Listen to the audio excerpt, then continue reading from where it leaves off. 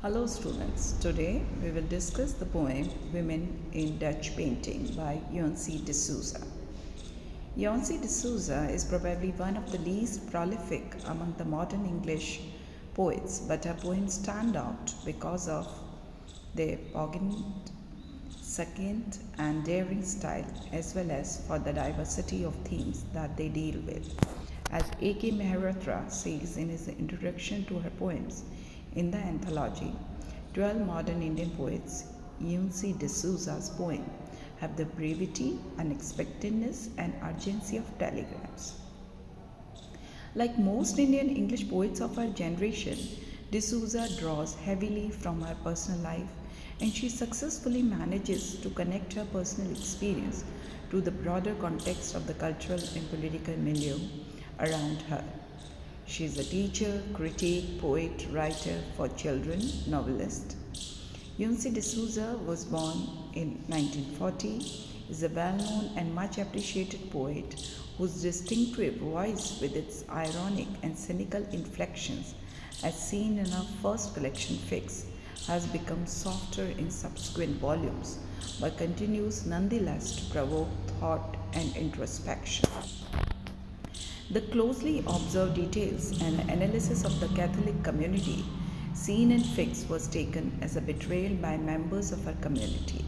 But her work is significant for not just the anger that powers it, but also her eye for the particular and her ear for speech pattern and nuances. Much of de Souza's works consist of short, imagistic pieces that create a picture and embroider it. Her tone is observant and seemingly detached with underlying anger at society's structures, which can almost be overlooked. Eunice de Souza was born in 1940, is an academician who studied at Pune, Bombay, that is known as Mumbai, and Wisconsin in the USA. She has written 4 books for children and she published her collection of poems Fix, Women in Dutch Painting and Ways of Belonging, new and selected poems.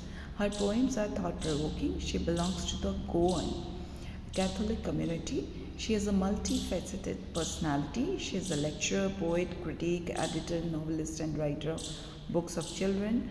Her poems are noted for brevity, unexpectedness, and urgency of telegram. She lost her father when she was still a child. The poems published in Women in Dutch Painting are marked with a friendly tone. Some of the poems in this anthology are songs of survival, written in common day speech but have a deeper meaning. Women in Dutch Painting is the title poem Eunice de Souza's collection of poems with the same title. She dedicated the poem to her student, Melin Seligato, who also is a poetess. In this poem, she draws a parallel between the women in Dutch painting and the real-life women who came in contact with the poetess' famous Dutch painters like Rembrandt, Jonas Vermeer, and Peter de Hooch. Painted women mostly sat in domestic spaces. However, these women had an independent inner life beyond their domestic spaces.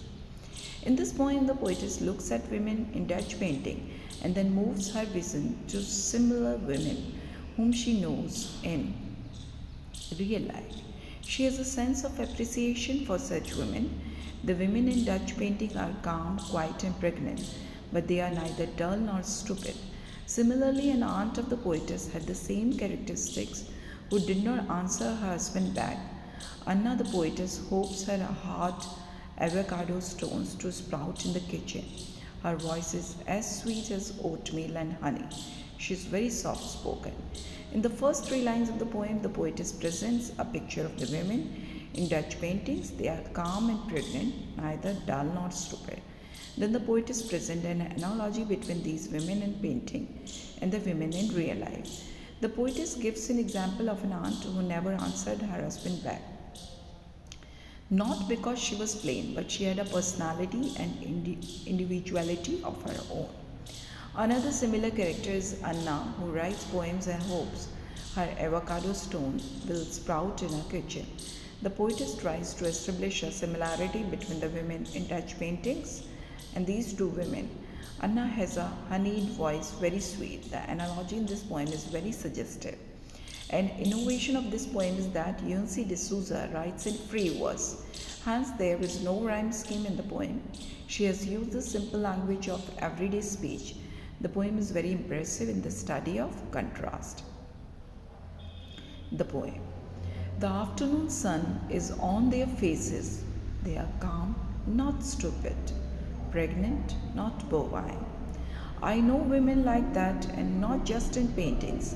An aunt who did not answer her husband back, not because she was plain, and Anna who writes poems and hopes her avocado stones will sprout in the kitchen. Her voice is oatmeal and honey. In this poem, women in Dutch painting, the women in Burmese painting, to those whom she knows in real life experience with understanding and acceptance. There is understanding and even a note of appreciation in de Souza's analysis of these women. The serenity is seen in the paintings and also in the women. The poet knows the aunt, Anna, who writes poem, stems from a consciousness of a life, embracing perspective, not from resignation or a lack of understanding, an indication of inner strength, not weakness. Although one can recognize a current of anger in de Souza's poetry at the social and moral attitude towards women in general and those of the Goan Catholic community in particular.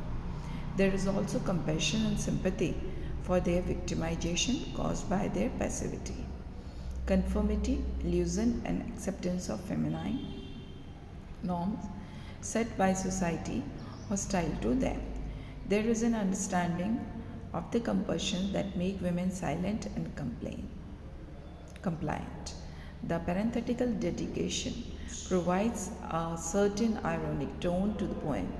Eunice de Souza's student, Malin Selegado, is herself a poet who writes in an acerbic tone about women's issues of the social concern and pressures associated with being female in the patriarchal Christian world to which she belongs. Studies in Indian English poetry complements de Souza's self-assertion, which is completely bare and stripped. The authentic reference to her social, cultural, and personal experiences made her poems stand out in excellence and aesthetic sense.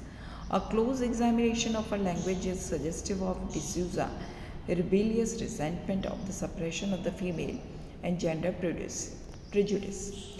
Like other women writers, Eunice de Souza rejects the refined ladylike idiom of earlier women, writes to register their rejection of the norms of patriarchy, to raise their voice against their marginalized position and the social and sexual inequalities suffered by women in a patriarchal society.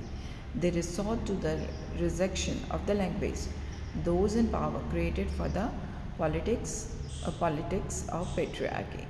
Eunice de Souza's voice of rebelliousness and bitterness is mainly because of the common parental attitude unwelcoming towards a girl child and indifference with women in a patriarchal society. The mentality of the society towards a girl child and the effort to condition her to fit in stereotypical roles irritates her, which she reveals in her poem. She inquires the endocentric Indian society and thus become a representative of female literary modernism. As a vibrant poet, Eunice de Souza penned down her depressed desire with utmost naturalness and volunteered to speak on behalf of the thousands and millions of Indian feminine voice. She gives bold, frank, and honest expression to her hidden emotions. With a rich feminine sensibility, she takes the poetry as a means to react to the world around them. Eunice de Souza also feels terrified with the existing society and takes poetry as a means of self-expression. A close examination of her language is suggestive of de Souza's rebellious resentment of the suppression of the female and gender prejudice. Like other women writers, Eunice de Souza rejects the refined ladylike idiom of earlier women writers to register their rejection of the norms of patriarchy, to raise their voice against their marginalized position and the social and sexual inequalities suffered by women in a patriarchal society. They resort to the rejection of the language those in power created for the politics of patriarchy.